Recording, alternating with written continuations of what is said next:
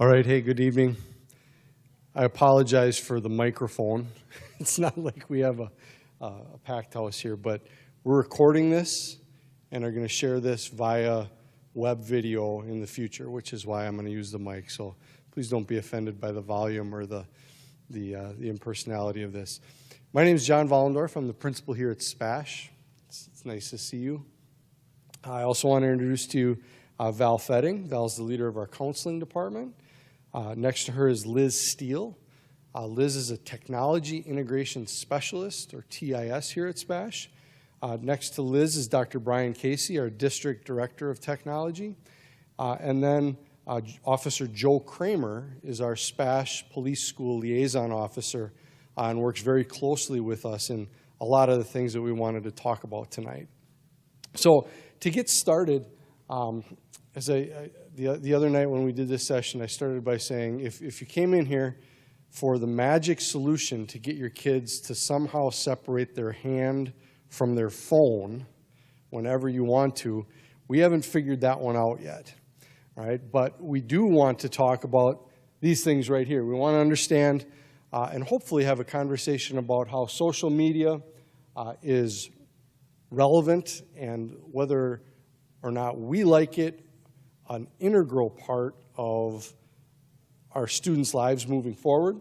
We want to talk about the importance of you and how you and our teachers here can teach and model appropriate use of not only social media, but also other electronic devices. And then we want to talk about some real-world consequences of misusing social media and possibly other forms of electronics. And then lastly, we want to share with you some resources, some really good resources for support in all of the above. One of the things that has been a real good example of how things have changed, not only in society, but certainly here at SPASH, is the use of cell phones. If you would have stopped in, I would say even 3-4 years ago, you would have seen signs up all over the building that said, phones must be off and put away. And that was our original cell phone policy, and we kind of rolled with that, and we hung on to that and hung on to that. And as our assistant principals were busy trying to intervene with students who wouldn't get off Facebook or wouldn't get off Clash of Clans or Snapchat in the middle of class, they would frequently encounter teachers and other adults in the building who were texting and using those things. So what we've kind of figured out, and we are certainly not alone, and we're certainly not a leader with this by any means, is that we really want to focus on trying to model appropriate use of these things. And going back to that cell phone policy, the old policy, what we realized is that the proliferation of handheld computers, cell phones, was so extensive, and the way that they got into everyone's life made them an everyday, and in some cases an every hour part of other students' lives. So the policy that we have now is that we want to model appropriate use, which means when our students go to class, they need to figure out, is this a time I should have my phone off or silenced and in my pocket? Is my teacher going to do an activity today where my phone could actually be a resource? It's not just a blanket, put the thing away all the time. We now let our students use them in the hallways and in the commons during lunches. But again, it's that appropriate use where our teachers would never walk into a meeting and sit down and pull out their phone and start doing this. We want our students to learn some of those same things. So I'm going to ask Dr. Casey to come up and start our conversation tonight by talking about mobile devices and some other big changes. Thanks, John. So good evening. Thank you very much for coming. I'm really glad you decided to come tonight. We have some great information to share with you. And the first thing I want to do is sort of set the stage for where we're at. So when I grew up and when I went to school, elementary, middle school, high school, we didn't have any of these things. I grew up in an age, I'm going to date myself here a little bit, but we didn't have cell phones. There was no internet. The best thing that we had going for us was Atari and cable TV. None of these things existed. The reality now for our students is completely different. And that's a hard thing for us sometimes to grasp as educators and parents about what the landscape looks like today. So how I like to talk about this is in terms of what's called the triple revolution. There's a couple of scholars that wrote about this, and they coined this term. There's three things that have happened in recent times that have profoundly shaped what it looks like now to be a student, to be an adolescent, and to grow up in America. Number one, the proliferation of mobile devices. So we have now a situation where most of our students are walking around with a device in their pocket that is more powerful than the computer that we used to send the Apollo moon mission to the moon. It can do things that were unheard of. At my time, you'd have to spend thousands of dollars to get something that couldn't even do those things. It's a recording studio. They have access to connect with other people around the world. It's a phone. It's access to data. You can do word processing. If you could go back in time 20 years ago, I think it would just amaze people. It would be like something from Star Trek. The second thing that has happened that coincides with these things, and that's why it's called the triple revolution. It wasn't just one thing. The second thing is the rise of social networking. The idea that there's social networking platforms, and that is a new concept. It hasn't existed before, that you have these networks that exist online where people connect. Sometimes they don't even know each other, and they share information back and forth. And what's really important to note is it's called social. It's not just when people think about connecting, sometimes people think, well, you don't know these people, they're strangers. People do get to know each other online. People have developed relationships online. They're different than what we are used to growing up, but nonetheless, it's a very important part of the fabric of our society these days. And the final thing is the access to the high-speed internet. So the internet is really what started all of this. That started a long time ago in the 60s, but really it wasn't until the 90s that we started to see access to the internet. And that really has exploded to the point now where we have access to not only the internet, but high-speed internet. When I first started using the internet, we used to use dial-up modems. And I think some of you probably remember that, where you'd connect and it would make those strange noises. And the speeds that we're used to were barely capable of exchanging text. Well, now we have high-speed internet, which allows us to do video, allows us to do voice, allows us to do so much more online. Those three things together have created this environment now where our children are growing up. Whether we like it or not, that is the environment. Whoop, I went the other way. So I like this slide. I pulled this off of the Pew Research Center. It talks about the rise of social networking. So if you want to know how this has impacted our society, you just have to go back a few years to 2005. 2005, the internet was getting some traction. People were doing AOL and things like that. 2003, things like MySpace, LinkedIn come along. In 2004, Facebook comes along. And if you look at where that starts, those lines there, it's 2005.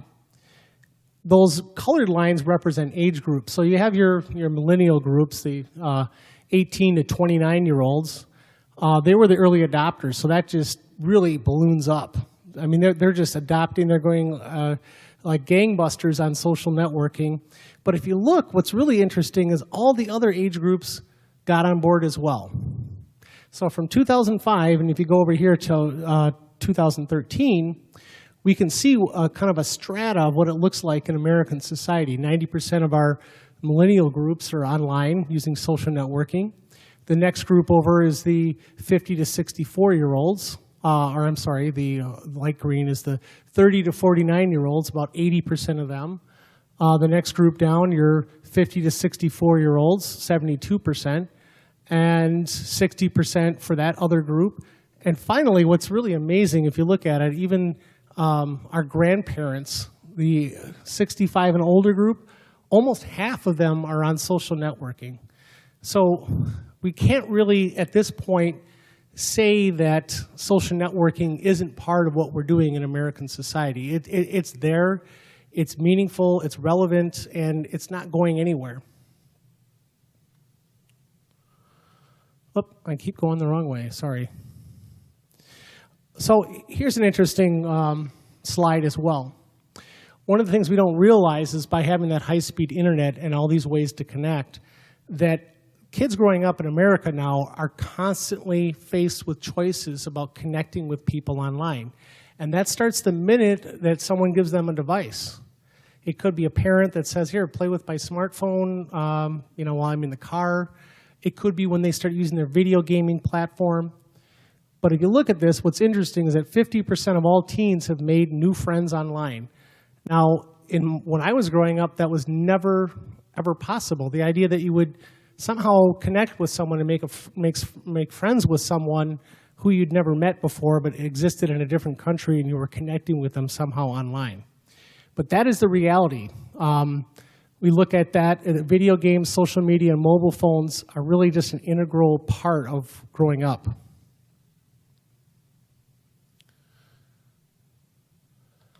Another interesting fact, when we think of social networking, sometimes social networking gets a really bad rap.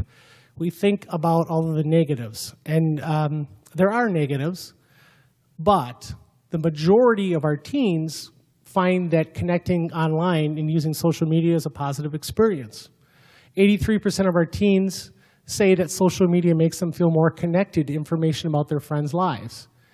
And if you look at that top part there too, about 70% say they feel that they're more connected to their friends' feelings. I guess the analogy that I have is when I was growing up, we had telephones. That's how we connected. We didn't have mobile devices, we didn't have the internet, we didn't have social networking, but we were still very social. I remember fighting for time with my siblings to get the phone and waiting for phone calls, and we made a lot of phone calls back and forth. We took pictures and developed them at the 1-hour photo place and shared them. If we would have had a tool like that, we would have used it. I just think that's human nature, that this social networking can be a very positive thing when used correctly.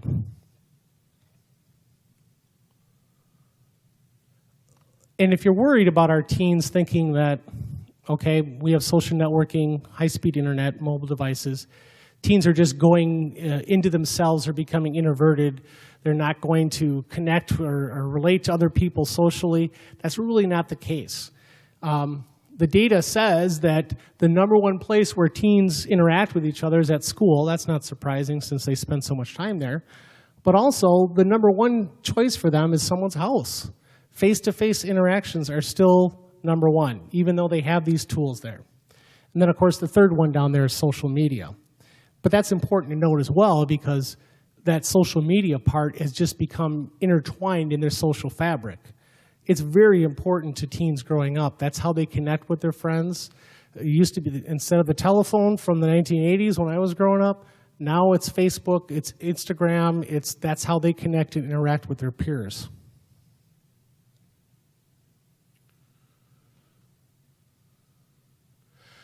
Okay, so my last slide here for this part of the presentation has to talk about some of the points about relevance for social media. #1, social media is a 21st century job skill. If you look at who's using social media, I showed you that graphic about the percentage of Americans that are online. Pretty much, if you are in business, you are on social media. There is not a small business or anyone else out there that is running a business that is not doing something online with social media. Government is on social media, the police department's on social media, nonprofits are on social media. That's just how we communicate and interact in the 21st century. If you're looking for a job in communications, in marketing, in business, the idea that you wouldn't have any kind of competency in social media is not going to work. We really have to understand that our students need those skills. And I'm not talking about just being friends with someone on Facebook. It's the idea that they actually have to understand how to use those tools in a job capacity.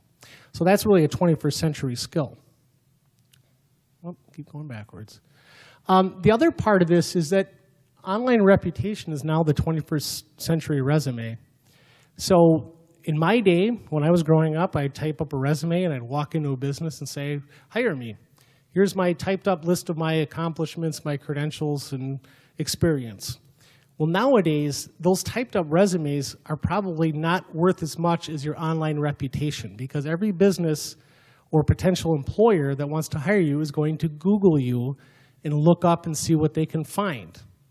What you do online matters a lot, and that's something that we're really trying to enforce with or I shouldn't say enforce, but trying to educate our students about how important that is right now at this age to try and build a solid reputation online. Another thing that goes along with that, students that are applying to college nowadays, college admission officers actually do Google students. They do look online to see what they're doing. That's part of the admissions process, and that's growing. Employers also check online to see what kind of social profile people have, whether it's LinkedIn or Facebook. People are checking.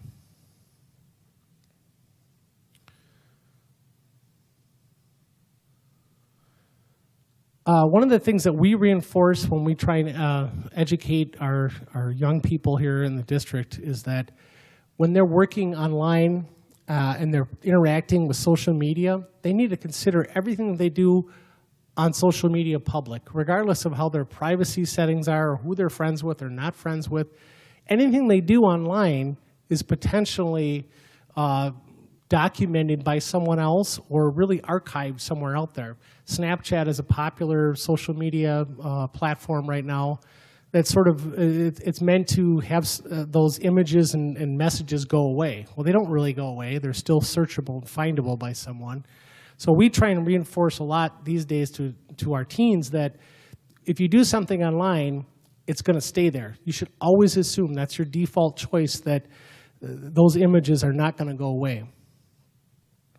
Finally, one thing that we really need to promote is that not having a presence on social media is a red flag.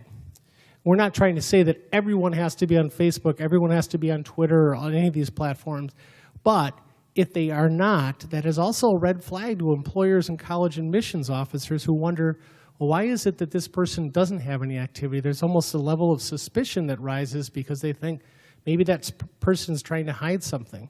So really the default has become the majority of people are online, on social media, and if they're not, why is that? People begin to wonder.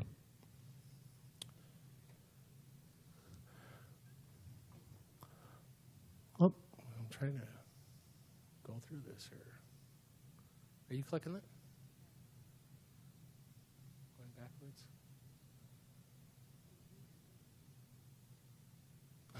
All right, let's just... There we go. Okay. I'm going to turn this over to Val Fetting here. First of all, thanks for coming. It's nice to have a small group here, even if it's small.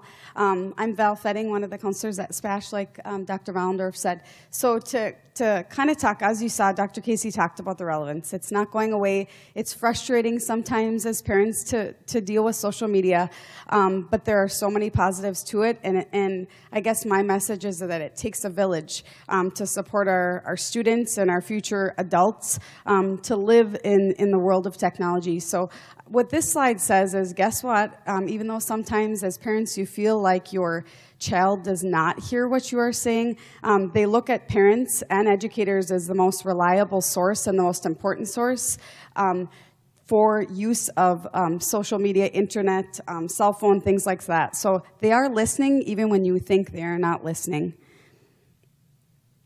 This is another important piece. There was a survey. Yes, I saw that, Tiffany. You are listening, right?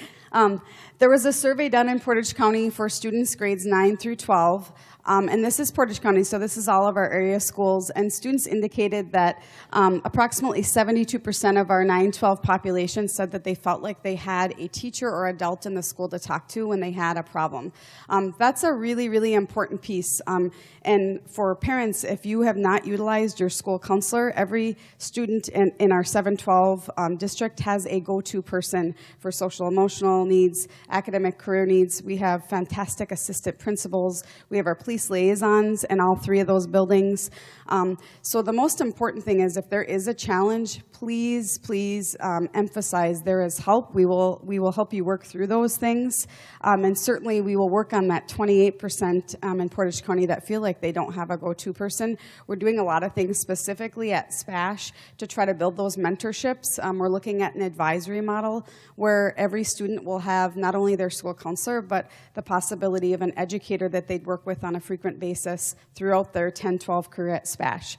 So we're excited to see what that looks like from a relationship standpoint.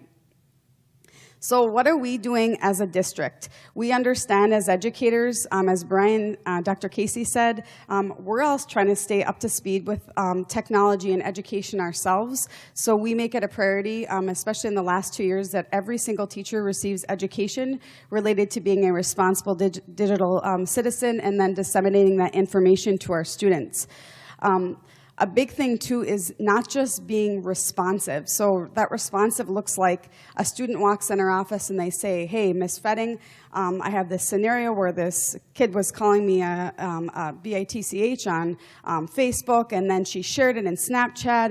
And so what we do, and Brigida Austin Altman is going to talk about that from the assistant principal administrative standpoint, we respond to each and every one of those cases very seriously and work to try to problem solve with those students. But the other piece is the prevention. And that's also something that we are working very hard, K-12.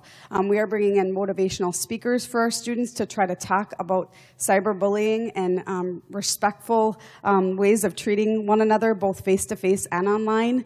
And then K-6, we're even starting at the elementary the last 2 years where every single student is receiving education through library media services related to being a responsible digital citizen. So when they come to SPASH and they come to PJ and Ben, they have those skills already in place. At the junior high, there's a police outreach program at both Ben and PJ that all students are getting. And we're actually infusing a lot of this stuff that we're talking about. So it's not just the responsibility of parents to educate their children, but we're working as staff to give them the skills they need. At SPASH, we are going into classrooms, and this is a new thing this year, where we're creating social media lessons and case studies so we can try to hit the heartstrings of the kids to say, this matters, think before you post. And we have a student initiative that is being driven by students who say, hey, we're sick of the way that students treat each other. We don't want to see this cyberbullying anymore. We don't want to see this digital drama. Let's do something about it. So it's really exciting that we have some students leading the charge relative to that as well. This is hot off the press. This is really exciting. Teachers, whether it's part of their curriculum or not, are infusing technology, online safety right into their classrooms. So 77% of our teachers currently are saying that they are teaching online safety. And as you can see, if you look at that gray, the gray bubbles on the top, that's the I don't teach this. As you can see, that's a dramatic decrease because our educators are acknowledging they have to teach the whole student. And yes, they have to deliver their content, but they understand that there is more going on in the classroom than just math, English, science, social studies, and electives. So they're infusing that into their instruction on an individual basis and a large group basis as well. In addition to the online safety, our teachers make sure that it is a point that cyberbullying is something that is also infused into their instruction. And again, you can see the gray on the top is, I don't teach this. That has dramatically decreased. And that's just a response. That is our culture. And we want to do whatever we can to make a difference, to make sure our kids are safe and they're getting a good education while they're here at SPASH. Okay, now I'm going to hand it over to Brigida Altman-Austin, who's going to talk about how do we respond? What is our school response to social media? Hi, I'm sorry I missed the beginning. My name is Brigida Altman-Austin. I'm one of the assistant principals here. We have 3 assistant principals here at SPASH, myself, Mrs. Jen Melville, and Mr. Len Ludke as well. So there's 3 of us here to handle these types of things. So one of the biggest things with digital media and all these things is it's not a black and white process. We have to take time to look at things that are posted on Facebook, on Twitter, on Instagram, just different types of social media platforms, and that takes time. And also what takes time is just educating our students about, I ask students a lot of times when we print these things, is this something that you'd want your parents to read? Do your parents know that you're writing these types of things on social media? And 100% of the time I get no, they don't. So what would your parents say if they read this right now and read the things that you were saying, hurtful things that you're saying to other people or commenting about other people's status or things like that? And they know what the answer is. They know that it's wrong. They know that it's hurtful. But it's so easy when you're behind a screen to just type it and not realize what the consequences could be the next day. So a lot of times what happens is some of these things are happening after school or during the night hours when kids don't think that anything's going to happen because it's not happening during the school day, and that's not true. If it bleeds over into the school day and we have drama and things happening because of things that were said the night before, then that leads into the interruption of the school day process, and we have to take care of things and look at it from our side. So this can take a lot of time. It's progressive discipline. Obviously, we always try to reteach. We try to reteach, give them the benefit of the doubt. This is your warning, consequence. You're not going to do this again. I don't want to see this anymore. If that continues and it doesn't stop, then that's when we have to look at detentions, in-school suspensions, possible out-of-school suspensions, and things like that. So we always use a progressive piece of that discipline. If we have to bring the officer into the room to talk about harassment or just social media types of consequences that they can get from the law side, we bring that in as well, just to educate the parents and the students. Lots of times we bring the parents in and we have meetings with the parents. We have printouts. We show the parents exactly what's being posted online.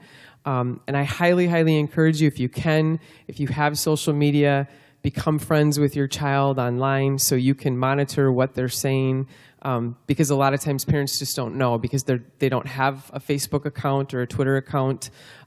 Be happy to show you how to set those things up so you can monitor your students, your child's accounts. So I'm here all the time. If you need anything, feel free to call the North office. Ms. King, why are you laughing back there? Because you're going to help your parents set up a Facebook account tonight? Okay, so I'm going to hand it over to Officer Kramer just to give you some information in regards to things from the law enforcement side as well. Okay, so what happens when the police get involved? How does that process work? You see on the screen several statutes, Wisconsin statutes. These are some that frequently apply to online content.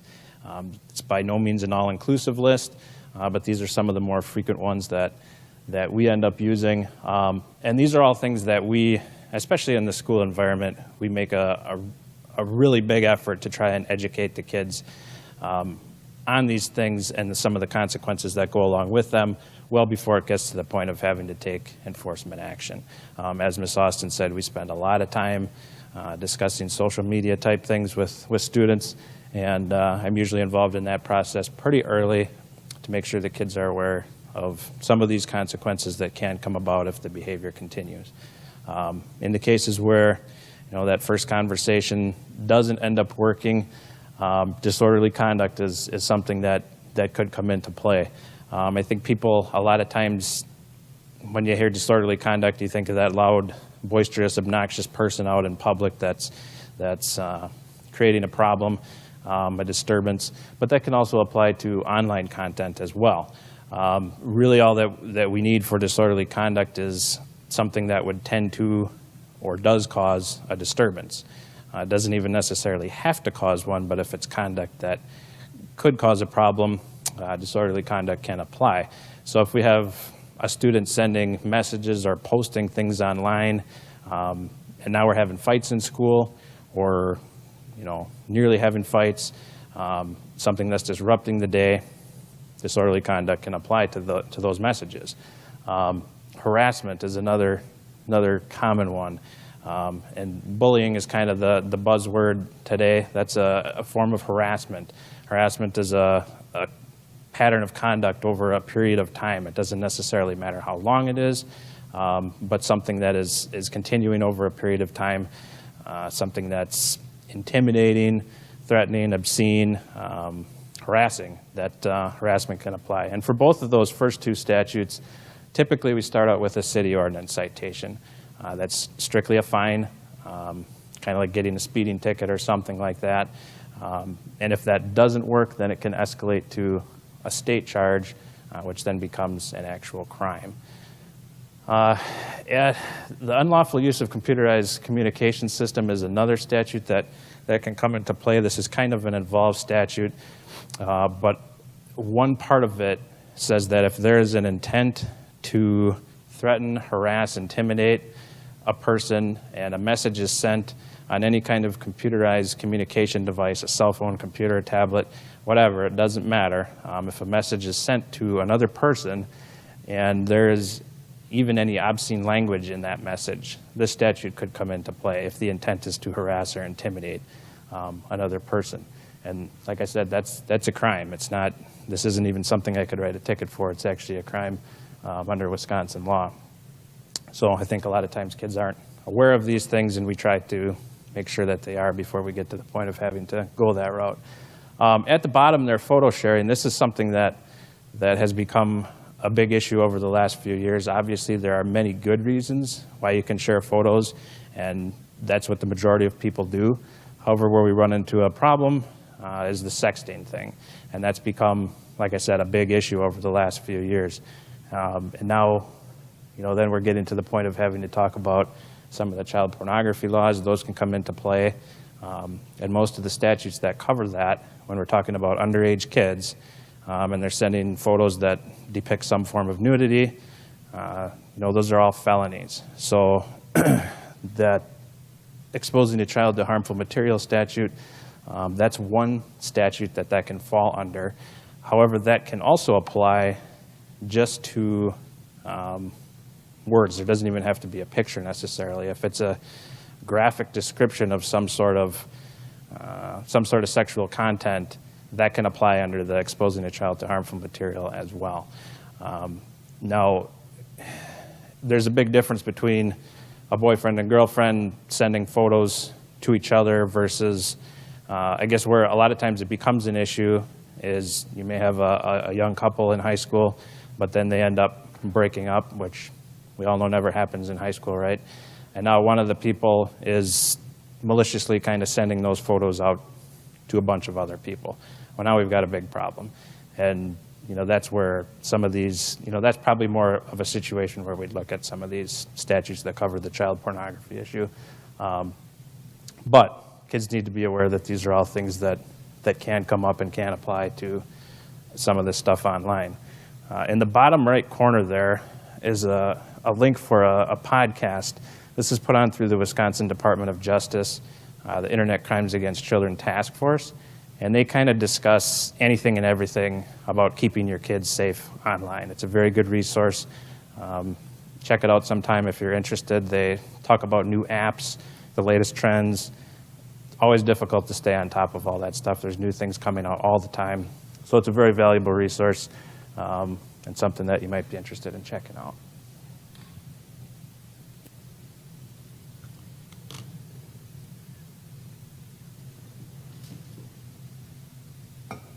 Okay, so I'm going to kind of go back to what I was talking about before about the landscape that we're in now. So we know social media is there, it's relevant, it's meaningful. There's good, there's sometimes bad. The point is we have to educate our children. So what are we doing? The framework that we use revolves around the concept called digital citizenship. And that's a relatively new term. I don't think it existed longer than 5 or 6 years ago. I don't know who coined the term. I wish I did. It's very meaningful. When I think about the mission of our schools, we've always had, as part of our mission, creating good citizens. How do people act? How do people behave? We want to educate our students about how they should interact socially, what their responsibilities are when they become adults. That's really always been part of our mission. Well, now we have the digital component. We use the digital citizenship framework from Common Sense Media, and you're going to be hearing a lot about Common Sense Media tonight. It's a nonprofit organization online, and we'll have more information about them later. I just want to have a little disclaimer here, too. I don't work for Common Sense Media. We don't get any money from them. It is probably hands down the best resource out there. I I think most schools in Wisconsin and across the nation are taking advantage of the resources that they offer, and it's a tremendous value for educators and also parents. So this is the framework that we use. What does it mean to be a digital citizen?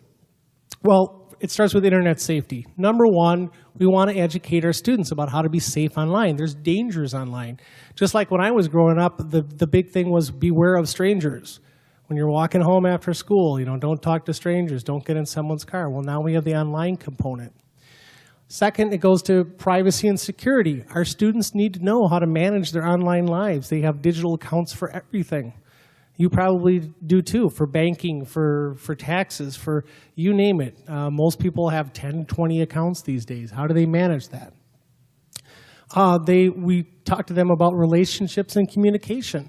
We know that half of those relationships people have, or our teens have online, are online. We need to tell them, what does it mean to actually have a conversation online? What's an appropriate email? What's appropriate to text to someone? What's not appropriate? Also goes into cyberbullying. What is not okay to do? What could be considered cyberbullying? And that's not easy to define. A lot of cyberbullying is misconstrued by both sides. They don't really understand what's going on. So we need to take an active part and tell students, look, this is considered cyberbullying. When you exclude someone and when you say something or do something with malicious intent online, it's cyberbullying. Digital footprint and reputation. How do we teach students how to build a positive reputation that's going to help them get into school, get a job, and have a successful life? Self-image and identity. The fact that so much of their social lives are online, their self-image and identity is intertwined into that. And we want to make sure that our students are developing a healthy concept of what that means and not unrealistic concepts about how many friends they have online and what they post. Information literacy. Growing up nowadays means how do you access and find resources online? And that's an important skill in school and in the workplace. What's the best way to find things? What can you trust? What should you not trust? I mean, I think of the media stories right now where people are talking about fake news stories. We're really trying to tell students and educate them about how to be skeptical about what they see online and what they should trust and not trust. Finally, creative credit and copyright. The fact that there's so much information available creates problems where students can just borrow things and not really give credit, and that can lead to problems with plagiarism or other things that will create a negative reputation for them or also cause them problems. So that's what makes up digital citizenship, and we are taking a real active role in trying to teach our students. Every student in grades kindergarten through 6th grade has this every year. It's a defined curriculum that we wrote. They receive that. We're also implementing it in the junior high schools. In the high school, it's a little more problematic because the focus is on content, but we are also working with the counseling department and other staff to try and find ways to deliver more of that. But the good news, as you saw before, is that the staff at this high school are doing an outstanding job of trying to bring forward those most important messages into their content classes.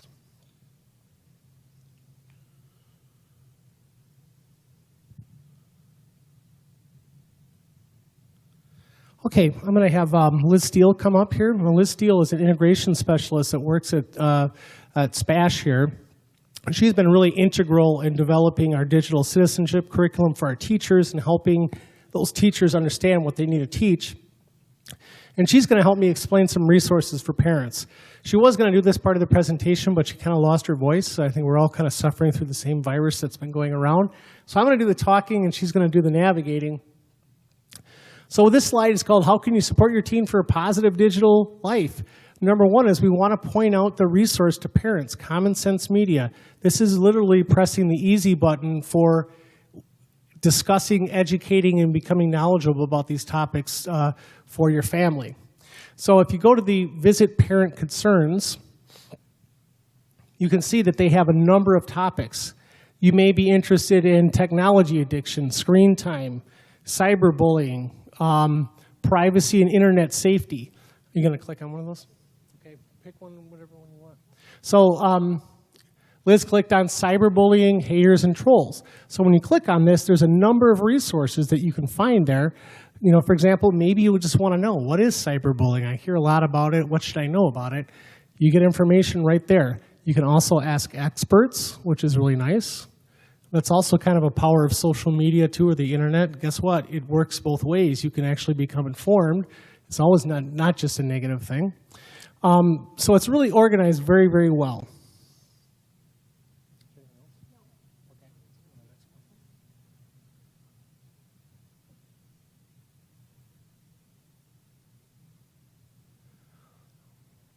So the other thing that's really crucial is that you have these conversations with your sons and daughters. And every family's different. I think when we planned this presentation out, there was a lot of talk about having recommendations. You should do X, you should do Y. We don't have that because every family's different. Every family has their own style of communicating. But what's good about these resources is maybe you're looking for ways to have those conversations and other ideas about it. So in order to initiate a conversation, you go to these family tip sheets. And what's nice about it, it's organized by the age of your students. So for example, Liz went right down to grades 9 through 12, and she clicked right into Common Sense on Cyberbullying. So then you have a sheet right there that kind of gives you the ability to be knowledgeable and start having those conversations.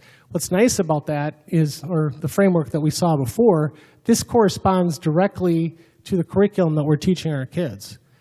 So the kids in elementary school are getting all of these units. It should not be really new to them. You could kind of feel that you're reinforcing what we're teaching in school. The other thing that we were asked about when we were preparing this presentation was parents are very leery and anxious sometimes about apps that are on the smartphones. What do these apps do, and how do I keep track of them? Well, I guess the short answer is it's almost impossible to stay on top of what these apps are. There's thousands and thousands of apps. If you want to know, the best resource is Common Sense Media. You can go on there. If your son or daughter is using an app, the one that most recently came to mind a few weeks ago, I knew nothing about it, was called After School. It's caused kind of a ruckus lately because it's supposed to be a positive tool where students can talk about what's going on in school after school, but the anonymous nature of it has caused a lot of cyberbullying to crop up. So this is new. So if you want to find out about it, you can go on here and you can look at After School. It will give ratings, reviews, other information that you might need about it.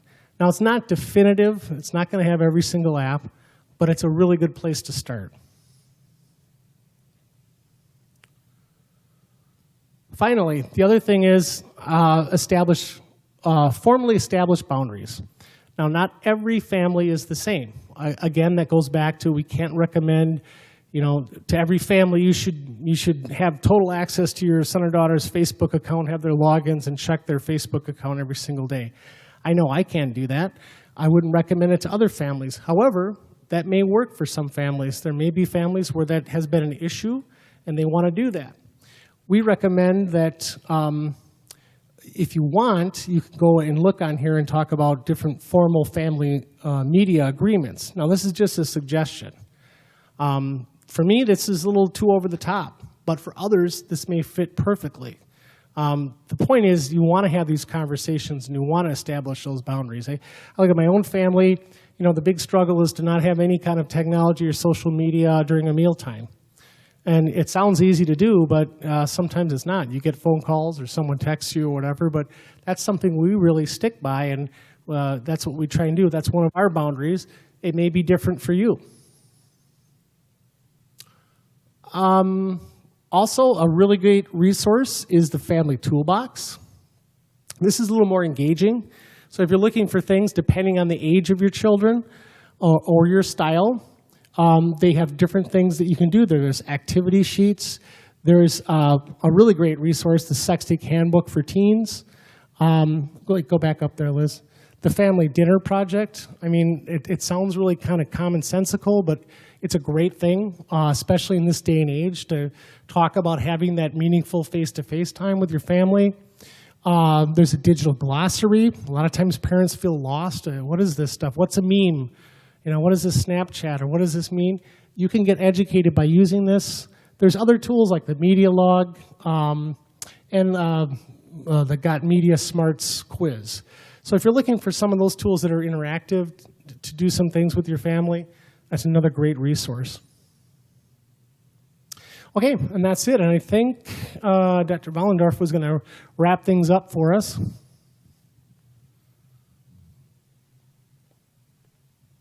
So again, thank you for your attention to this with us.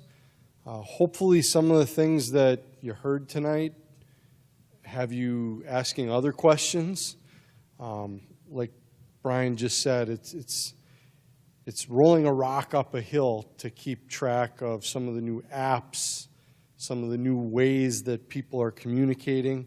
But we want to be an active part of this dialogue with our students. We want to model that appropriate use. And then we want to support you and partner with you, too, to make sure that we're moving forward together. What questions did you have or maybe want to ask of any of us? We've got a counselor, a technology specialist, a director of technology, a police officer, and an assistant principal here. So please go ahead and ask. Tiffany.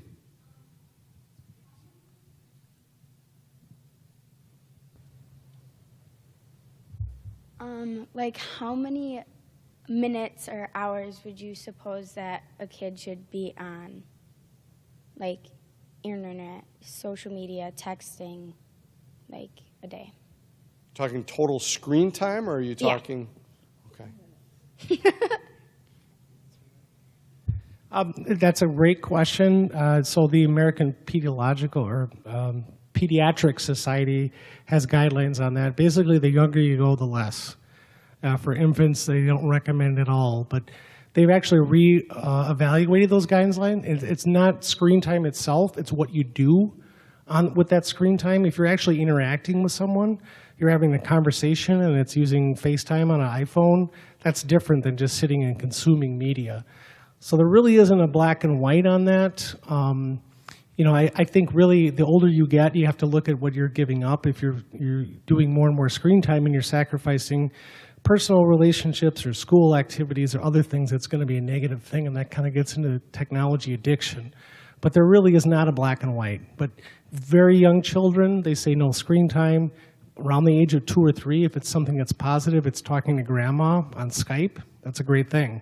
If it's just consuming media, they say it's not a good thing. This is also one of those areas where we've helped create the monster, because now we give every student 9th grade through 12th grade a laptop, and we go to our teachers and say, hey, we really want you to make your content digital so our parents can see it 24/7, so students can see it 24/7. So there's a balance somewhere in there, and I agree with Brian.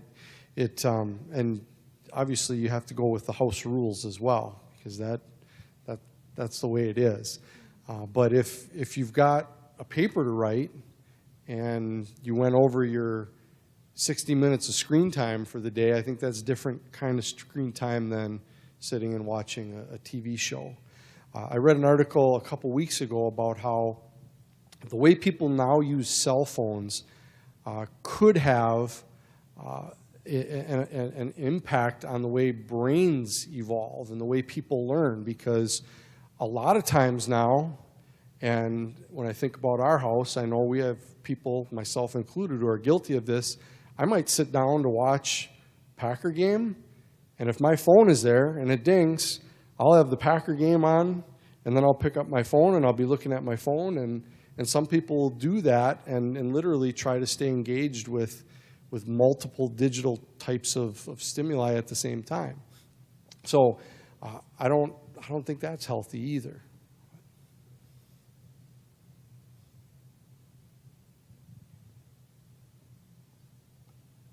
Any other questions?